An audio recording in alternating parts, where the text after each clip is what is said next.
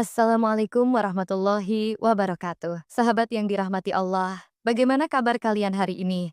Semoga selalu dalam lindungannya, sehat jasmani dan rohani. Amin ya rabbal alamin. Tahukah kalian, menjawab salam itu bukan hanya bentuk kesopanan, tapi juga bernilai ibadah. Allah Subhanahu wa taala berfirman dalam Al-Qur'an, surat An-Nisa ayat 86. Apabila kamu diberi salam penghormatan, maka balaslah salam itu dengan yang lebih baik, atau balaslah dengan yang semisal. Sungguh, Allah memperhitungkan segala sesuatu. Jadi, jangan lupa tuliskan salam kalian di kolom komentar ya. Mari kita saling mendoakan dalam kebaikan. Sahabat, pada video kali ini, kita akan menyelami sebuah kisah Islami yang penuh hikmah. Kisah yang insya Allah dapat memperkuat iman kita dan menjadi pelajaran berharga dalam kehidupan sehari-hari. Yuk, kita siapkan hati, dengarkan dengan tenang, dan semoga kita bisa mengambil manfaat dari cerita ini. Bismillahirrahmanirrahim. Langit terbelah di Mekkah. Doa seorang buruh migran menggetarkan dunia. Bab 1. Panggilan takdir. Aminah duduk di sudut kamar sempitnya, menatap bulan yang menggantung di langit Mekkah. Udara malam yang seharusnya sejuk terasa begitu menyesakkan. Tubuhnya lelah, hatinya perih, tetapi pikirannya tetap berkelana, mengingat kampung halamannya di Indonesia. Ladang hijau, suara gemericik sungai, serta tawa adik-adiknya yang selalu mengiringi harinya. Langkah-langkah kakinya yang ringan seringkali tak terdengar, seolah ia berusaha menghindari keberadaan yang terlalu mencolok. Namun, keberadaannya tak pernah benar-benar terlepas dari pandangan majikannya. Setiap gerakannya, setiap napas yang ia ambil, selalu terasa seperti berada dalam pengawasan yang menekan. Tugas-tugas yang harus ia lakukan tak pernah berhenti. Piring-piring yang menggunung di dapur, lantai yang harus dipel hingga berkilau, serta pakaian yang harus dicuci dan disetrika dengan sempurna. Hari-harinya berlalu seperti mesin yang tak mengenal istirahat. Namun tak hanya fisiknya yang lelah, Aminah kerap melewati malam-malam panjang dengan perut kosong, karena makanan yang disisihkan untuknya seringkali tidak cukup. Tubuhnya yang kurus menjadi saksi bisu dari perjuangan yang terus ia jalani. Belum lagi caci maki yang datang tanpa alasan, membuat luka di hatinya semakin dalam. Setiap kali ia merasa ingin menyerah, wajah adik-adiknya yang menunggu kiriman uang di kampung halaman membuatnya bertahan. Malam itu berbeda. Ada sesuatu yang tak biasa menyelinap di udara. Di tengah keheningan dapur, Aminah merasakan sorot mata yang menusuk dari belakang. Suasana berubah menjadi berat, seperti kabut yang tiba-tiba menyelimuti ruangan kecil itu. Ia berusaha mengabaikan perasaan tersebut, tetapi langkah kaki yang mendekat menguatkan kekhawatirannya. Bahu Aminah menegang. Ia bisa merasakan ancaman yang tak terucap. Ia mengatur napasnya, mencoba mengusir rasa takut yang perlahan menguasainya. Pikirannya berlari, mencari jalan keluar dari situasi yang tak diinginkan. Namun, langkah kakinya terhenti ketika seseorang muncul di ambang pintu. Bayangan gelap itu berdiri diam, memancarkan aura yang membuat ruangan semakin mencekam. Keheningan mendadak pecah oleh suara pintu yang terbuka lebar. Saat orang lain masuk dan menyaksikan pemandangan itu, suasana menjadi kacau. Segala tuduhan langsung dilemparkan ke arahnya. Sing Joni Disail, Enopal Amba ada kesempatan untuk menjelaskan apa yang sebenarnya terjadi. Keributan di rumah itu akhirnya menarik perhatian pihak berwenang. Tak ada waktu untuk berbicara, tak ada waktu untuk membela diri. Aminah hanya bisa pasrah saat tangan-tangan kuat memborgolnya. Matanya yang penuh air mata tertuju pada langit malam, mencari jawaban dari tempat yang lebih tinggi. Dalam perjalanan menuju tempat yang tak ia ketahui, Aminah merasa seolah beban dunia menekan pundaknya. Ia berbisik dalam hati, memohon perlindungan dari Yang Maha Kuasa, berharap keajaiban akan datang untuk mengubah nasib yang tampaknya sudah tertulis. Bab 2. Bayangan masa lalu.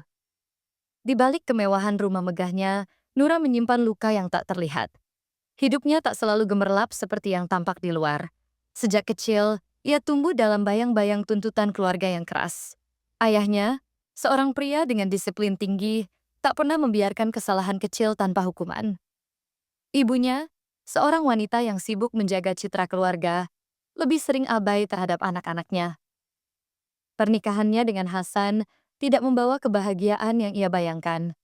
Setiap hari ia harus menghadapi kenyataan pahit bahwa suaminya bukanlah pria yang setia. Ia berpura-pura tak tahu, menutup telinga dari bisikan orang-orang yang membicarakan perselingkuhan suaminya. Namun, hati kecilnya menjerit setiap kali melihat Hasan pulang larut malam dengan aroma asing menempel di tubuhnya. Tekanan batin itu ia lampiaskan pada Aminah. Setiap kesalahan kecil pembantunya menjadi alasan untuk melampiaskan amarah yang selama ini ia pendam.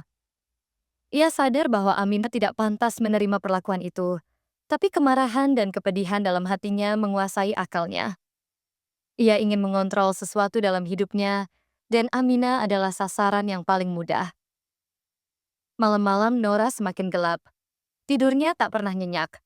Seringkali, ia terbangun dengan keringat dingin membasahi tubuhnya, mimpi-mimpi buruk menghantui benaknya.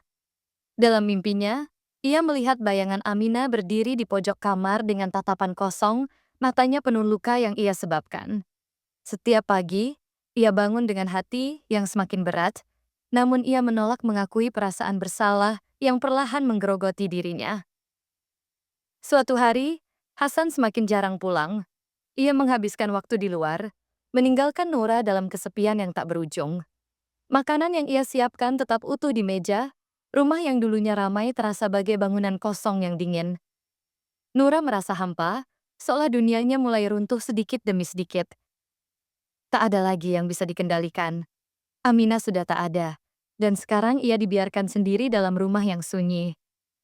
Pintu kamar Hasan selalu tertutup, teleponnya tak pernah berdering untuknya. Orang-orang mulai berbisik di belakangnya, mempergunjingkan kehancuran rumah tangganya. Ia ingin marah, ingin berteriak, tapi yang tersisa hanyalah kehampaan. Bab 3. Kegelapan. Ruang bawah tanah itu adalah neraka yang tak berujung. Aminah terbaring di lantai tanah yang dingin, tubuhnya kurus dan penuh luka. Dinding-dinding batu yang lembab mengeluarkan bau apek, bercampur dengan aroma keringat dan darah yang tak pernah hilang. Cahaya redup dari celah-celah pintu kayu di atas tangga hanya menerangi sebagian kecil ruangan, meninggalkan sudut-sudut lain dalam kegelapan yang pekat. Aminah sudah kehilangan hitungan waktu. Ia tak tahu sudah berapa hari, minggu, atau bahkan bulan sejak Hasan mengurungnya di sini. Waktu berjalan lambat, seperti tetesan air yang jatuh dari langit-langit ruangan, menetes satu persatu tanpa henti. Tubuhnya semakin lemah, tulang-tulangnya terasa menusuk kulit yang tipis. Makanan dan air diberikan sekadarnya. Sepotong roti basi, semangkuk sup dingin, atau segelas air keruh. Kadang-kadang Hasan lupa memberinya makan selama berhari-hari, dan Aminah harus menahan lapar dengan meminum air dari ember kotor yang ditinggalkan di sudut ruangan. Malam-malam adalah saat yang paling menakutkan. Langkah kaki berat Hasan selalu terdengar di atas tangga, menggetarkan hati Aminah. Suara pintu kayu yang berderak terbuka seperti lonceng kematian. Cahaya dari atas menyilaukan matanya yang sudah terbiasa dengan kegelapan. Hasan turun dengan langkah lambat, wajahnya dingin dan tak beremosi. Aminah mencoba merangkak menjauh, tetapi tubuhnya yang lemah tak mampu melawan. Tangannya yang kurus mencengkeram lantai, mencoba mencari pegangan yang tak ada. Hasan mendekat, bayangannya menutupi tubuh Aminah yang gemetar. Ia tak perlu berkata apa-apa. Aminah sudah tahu apa yang akan terjadi. Rasa sakit itu selalu nyata. Aminah menutup mata, berusaha memisahkan pikiran dari tubuhnya. Ia mencoba membayangkan kampung halamannya. Ladang hijau, suara gemericik sungai, dan tawa adik-adiknya yang polos. Tapi bayangan itu selalu pudar, tergantikan oleh rasa sakit yang menusuk dan kehancuran yang ia rasakan setiap kali Hasan selesai. Setelahnya, Hasan pergi, meninggalkannya sendirian dalam kegelapan. Aminah terbaring di lantai, tubuhnya lemas dan hancur. Air matanya mengalir diam-diam, membasahi lantai tanah yang dingin. Ia berusaha menahan tangis, karena ia tahu tak ada yang akan mendengarnya. Hari-hari berlalu tanpa arti. Aminah kehilangan semua harapan. Ia mulai bertanya-tanya, apakah ini takdirnya? Hidup sebagai budak yang terlupakan, mati dalam kegelapan tanpa seorang pun yang peduli. Tubuhnya semakin kurus, tulang-tulangnya menonjol, dan matanya kehilangan cahaya. Mimpi buruk menghantui tidurnya yang tak pernah nyenyak. Ia sering terbangun dengan keringat dingin, jantung berdebar kencang, dan perasaan takut yang tak terungkapkan. Di tengah penderitaannya, Amina masih berusaha bertahan. Ia memikirkan adik-adiknya di kampung halaman yang menunggu kiriman uang darinya. Mereka adalah satu-satunya alasan ia masih berjuang. Tapi semakin lama, harapan itu semakin redup. Ia mulai merasa bahwa ia mungkin tak akan pernah melihat mereka lagi. Suatu malam setelah Hasan pergi, Amina merangkak ke sudut ruangan. Tangannya menyentuh dinding yang dingin, dan ia merasakan sesuatu yang kasar. Sebuah paku berkarat yang mencuat dari kayu. Jarinya menggenggam paku itu, dan untuk pertama kalinya dalam berbulan-bulan, ada api kecil yang menyala di hatinya. Ia tidak tahu apa yang akan ia lakukan dengan paku ini. Tetapi ia tahu, ini adalah satu-satunya benda yang bisa ia gunakan untuk melawan. Amina menyembunyikannya di balik baju yang compang-camping, menunggu saat yang tepat. Malam berikutnya, ketika Hasan datang lagi, Amina menggenggam paku itu erat-erat. Tubuhnya gemetar, tetapi tekadnya membara. Ia tahu, ini mungkin satu-satunya kesempatannya untuk melawan. Atau mati, mencoba. BAB 4. Kekuatan yang tersembunyi. Malam itu, ruang bawah tanah terasa lebih dingin dari biasanya. Amina terbaring di lantai, tubuhnya menggigil, sambil memeluk erat baju compang-camping yang menjadi satu-satunya pelindungnya dari hawa dingin. Matanya menatap langit-langit gelap, di mana bayangan kegelapan seolah menari-nari, mengingatkannya pada mimpi buruk yang tak pernah berhenti menghantuinya. Di sudut ruangan, paku berkarat yang ia sembunyikan masih terselip di balik bajunya. Ia sudah merencanakan untuk menggunakannya, tetapi setiap kali Hasan datang, ketakutan dan rasa sakit yang ia alami membuatnya tak mampu bergerak. Malam ini, ia merasa lebih lemah dari biasanya. Tubuhnya seperti tak lagi memiliki tenaga, dan pikirannya mulai diterpa bayangan kematian. Tiba-tiba, ingatannya melayang ke masa lalu, ke saat-saat di kampung halaman ketika ibunya masih hidup.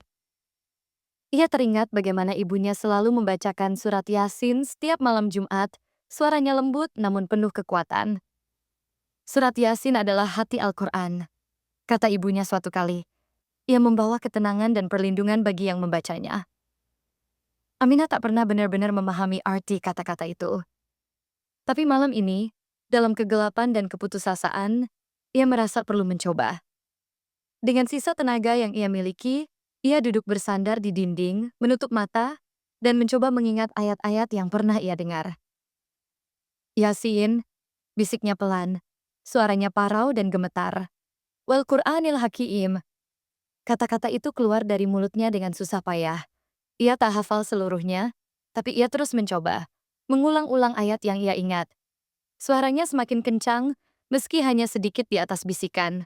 Ia merasa aneh, seolah ada sesuatu yang hangat mengalir di dalam dadanya, sesuatu yang ia tak pernah rasakan selama ini. Tiba-tiba, pintu kayu di atas tangga berderak. Amina membeku, jantungnya berdebar kencang. Hasan datang lagi, tapi kali ini ada sesuatu yang berbeda.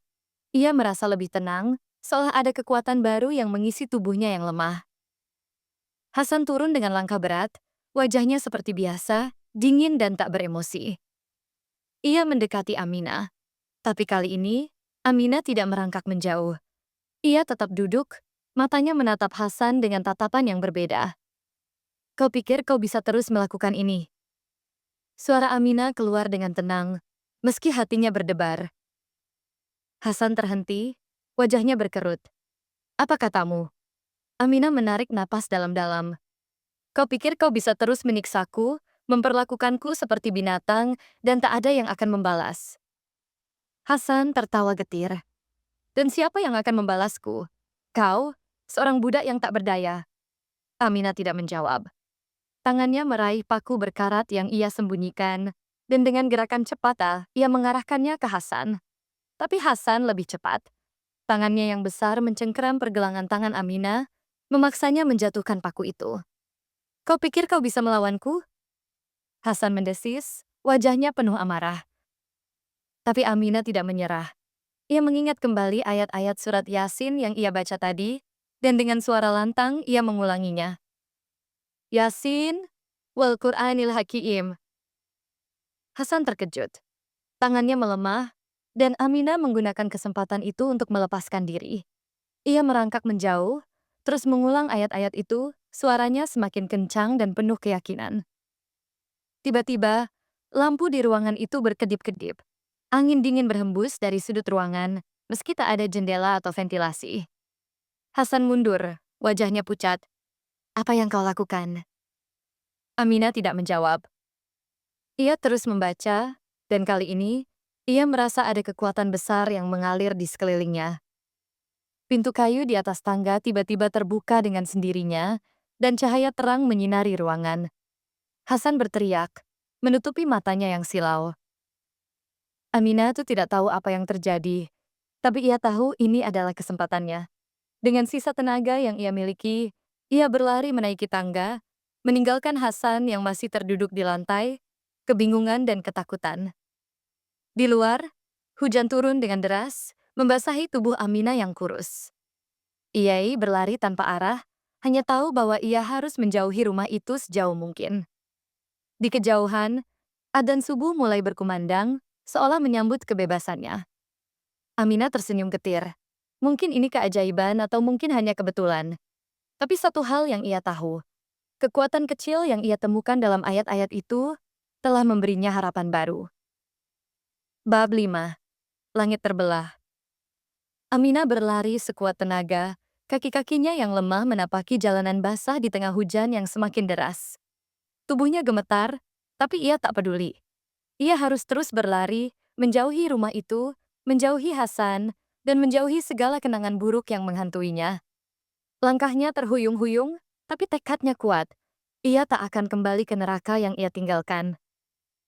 Hujan membasahi tubuhnya yang kurus, rambutnya yang kusut menempel di wajah. Nafasnya tersengal-sengal, tapi ia terus melangkah. Di kejauhan, ia melihat cahaya lampu-lampu kota yang redup. Itu adalah tanda bahwa ia semakin dekat dengan keramaian, dengan kehidupan yang mungkin bisa memberinya perlindungan. Tiba-tiba, langit di atas Mekah bergemuruh. Suara petir menggelegar, seolah alam semesta sedang marah. Aminah menoleh ke atas, matanya yang lelah menatap langit yang gelap. Cahaya kilat menyambar-nyambar membelah langit menjadi dua. Ia tertegun tak percaya dengan apa yang dilihatnya. Langit seolah terbelah, membentuk celah besar yang memancarkan cahaya keemasan. Aminah berhenti berlari, tubuhnya gemetar bukan karena dingin, tapi karena kekaguman dan ketakutan yang bercampur menjadi satu. Ia merasa ada sesuatu yang besar sedang terjadi, sesuatu yang melampaui pemahamannya. Di tengah keheningan yang tiba-tiba menyelimuti kota, suara adzan subuh yang tadinya samar-samar kini terdengar jelas, menggema di seluruh penjuru Mekah. Suara itu seolah membawa pesan, mengingatkan semua orang akan kekuasaan yang maha kuasa. Aminah terduduk di tengah jalan, air mata bercampur dengan air hujan yang mengalir di wajahnya. Ia merasa kecil, tak berdaya, tapi sekaligus merasa dilindungi oleh sesuatu yang jauh lebih besar dari dirinya. Ia menundukkan kepala, berdoa dengan khusyuk, memohon ampun dan perlindungan. Ya Allah, jika ini adalah tanda darimu, berilah aku kekuatan untuk melanjutkan hidupku. Berilah aku jalan keluar dari segala penderitaan ini. Bisiknya pelan, suaranya parau namun penuh harap. Tiba-tiba, ia mendengar suara langkah kaki mendekat. Aminah mengangkat kepalanya, matanya yang berkaca-kaca melihat seorang wanita tua berdiri di depannya. Wanita itu memegang payung, wajahnya penuh dengan kasih sayang. Nak, kenapa kau di sini sendirian? Ayo, masuk ke dalam. Kau akan sakit jika terus kehujanan, kata wanita tua itu, suaranya lembut seperti suara ibu yang ia rindukan. Aminah tak bisa berkata-kata. Ia hanya mengangguk pelan, membiarkan wanita tua itu memegang tangannya dan membawanya ke sebuah rumah kecil di pinggir jalan. Di dalam, suasana hangat dan nyaman menyambutnya. Wanita tua itu memberikannya handuk kering dan secangkir teh hangat. Namaku Ummu Khadijah, kata wanita tua itu, sambil duduk di samping Aminah. Kau bisa ceritakan padaku apa yang terjadi, nak. Jangan takut. Aminah menatap Ummu Khadijah, matanya penuh dengan air mata. Ia merasa ada kehangatan yang ia tak pernah rasakan selama ini. Perlahan, ia mulai bercerita tentang kampung halamannya, tentang penderitaannya sebagai buruh migran, tentang Hasan, dan tentang ruang bawah tanah yang gelap. Ummu Khadijah mendengarkan dengan seksama, wajahnya penuh dengan empati. Setelah Aminah selesai bercerita, ia mengelus kepala Aminah dengan lembut. Nah, kau telah melalui banyak hal, tapi ingat Allah tidak akan memberikan cobaan melebihi kemampuan hambanya. Kau kuat dan kau telah membuktikannya malam ini, kata Ummu Khadijah. Aminah mengangguk, air matanya mengalir lagi. Ia merasa lega, seolah beban yang ia pikul selama ini sedikit terangkat. Ummu Khadijah memberinya tempat tidur yang nyaman, dan untuk pertama kalinya dalam berbulan-bulan, Aminah bisa tidur dengan tenang. Namun, di luar rumah Ummu Khadijah, langit masih terbelah. Cahaya keemasan yang memancar dari celah langit semakin terang, menarik perhatian seluruh penduduk Mekah. Orang-orang berdatangan, berusaha memahami apa yang sedang terjadi. Beberapa orang berdoa, sementara yang lain hanya bisa tertegun, takjub dengan keajaiban yang mereka saksikan. Di tengah keramaian itu, Hasan berdiri di pinggir kerumunan, wajahnya pucat dan penuh ketakutan. Ia merasa ada sesuatu yang salah, seolah langit sedang menatapnya dengan tatapan yang menghakimi. Ia mencoba menjauh, tapi kakinya seperti tertanam di tanah. Tiba-tiba, suara gemuruh yang keras terdengar lagi. Langit seolah menutup kembali, cahaya keemasan perlahan menghilang. Tapi sebelum celah itu benar-benar tertutup, sebuah suara menggema di seluruh Makkah. Suara yang seolah datang dari langit. Barang siapa yang berbuat zalim, maka bersiaplah untuk menghadapi balasannya. Dan barang siapa yang sabar, maka sesungguhnya Allah beserta orang-orang yang sabar. Suara itu terdengar jelas, membuat semua orang terdiam. Hasan gemetar, wajahnya semakin pucat. Ia merasa ada sesuatu yang besar sedang menunggunya, sesuatu yang tak bisa ia hindari. Sementara itu, di dalam rumah Ummu Khadijah, Aminah tertidur dengan tenang. Ia bermimpi tentang kampung halamannya, tentang adik-adiknya yang menunggu kepulangannya. Dalam mimpinya, ia melihat langit yang cerah, ladang hijau yang luas, dan sungai yang mengalir dengan tenang. Ia tahu perjalanannya masih panjang, tapi malam ini ia merasa ada harapan baru yang menyala di hatinya. Langit mungkin telah terbelah, tapi bagi Aminah, itu adalah tanda bahwa ada kekuatan yang lebih besar sedang bekerja, dan ia tak akan pernah sendirian lagi. Bab 6. Cahaya di ujung kegelapan. Pagi itu, Mekah bangun dengan suasana yang berbeda. Langit yang semalam terbelah dan memancarkan cahaya keemasan masih menjadi buah bibir di seluruh penjuru kota. Orang-orang berbicara tentang keajaiban yang mereka saksikan, tentang suara dari langit yang menggema, dan tentang pesan yang seolah ditujukan untuk semua manusia. Beberapa menganggapnya sebagai tanda kebesaran Allah, sementara yang lain merasa ketakutan, seolah alam semesta sedang mengingatkan mereka akan sesuatu. Di rumah Ummu Khadijah, Aminah terbangun dengan perasaan yang lebih ringan. Tubuhnya masih lelah, tapi hatinya terasa lebih tenang. Ia melihat sekeliling, mencoba mengingat di mana ia berada. Ummu Khadijah sedang duduk di sudut ruangan, membaca Al-Quran dengan suara yang pelan, namun penuh ketenangan. Aminah menarik napas dalam-dalam. Ia merasa ada harapan, tapi ketakutannya masih menggerogoti hatinya. Ummu Khadijah memberinya keyakinan bahwa mereka akan melaporkan kejadian itu kepada pihak berwenang. Hasan tidak boleh dibiarkan bebas setelah apa yang ia lakukan. Sementara itu, di rumah megah Hasan, suasana tegang menyelimuti setiap sudut. Hasan duduk di ruang tamu, wajahnya pucat dan penuh dengan keringat dingin. Ia tidak bisa tidur semalaman, terus memikirkan kejadian di ruang bawah tanah dan suara dari langit yang menggema. Ia merasa ada sesuatu yang salah, seolah alam semesta sedang menghukumnya.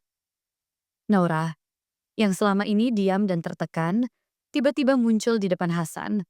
Wajahnya penuh dengan keberanian yang selama ini ia pendam. Aku tahu apa yang kau lakukan pada Aminah. Aku tahu kau mengurungnya di ruang bawah tanah, menyiksanya, dan memperlakukannya seperti binatang, kata Nora. Suaranya gemetar, namun penuh dengan kemarahan.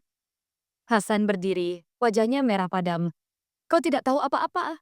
Diamlah. Tidak, Hasan. Aku tidak akan diam lagi. Teriak Nora, air matanya mulai mengalir.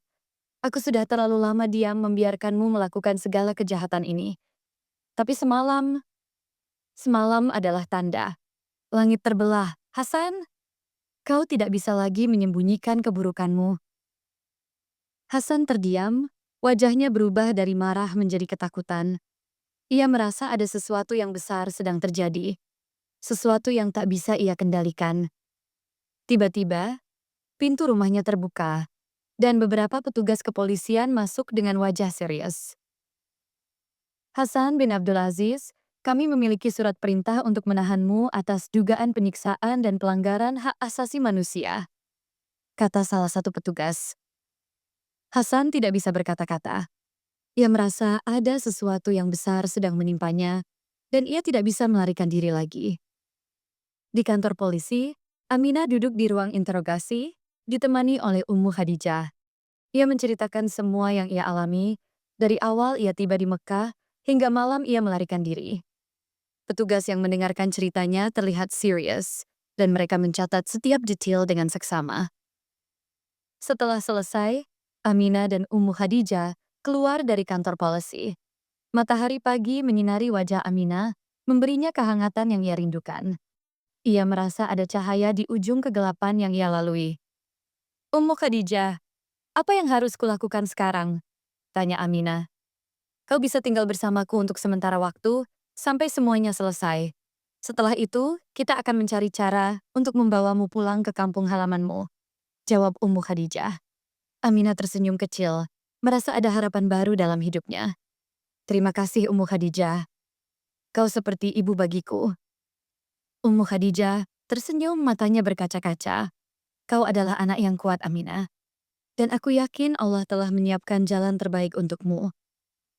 Mereka berjalan bersama, meninggalkan kantor polisi, dan menuju rumah Ummu Khadijah. Di langit Mekah, awan-awan mulai berarak, seolah memberikan tanda bahwa badai telah berlalu, dan cahaya baru akan menyinari kehidupan Aminah.